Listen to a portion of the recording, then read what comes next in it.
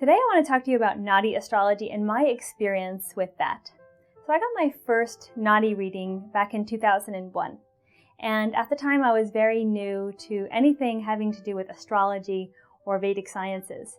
And I went ahead and got this reading. It was all via proxy, had the remedies done from the reading on my behalf.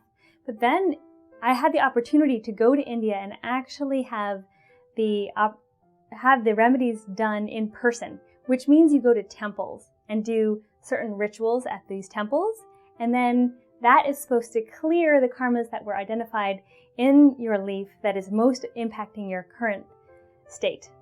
So I did this, and as someone completely new, never been to India, as I walked into these temples, I could literally feel this lifting of darkness, of heaviness. I left these different vortexes completely feeling like a different person. And again, I was a skeptical person who didn't have any conception of what it would be like to be in India, to go to these temples, etc.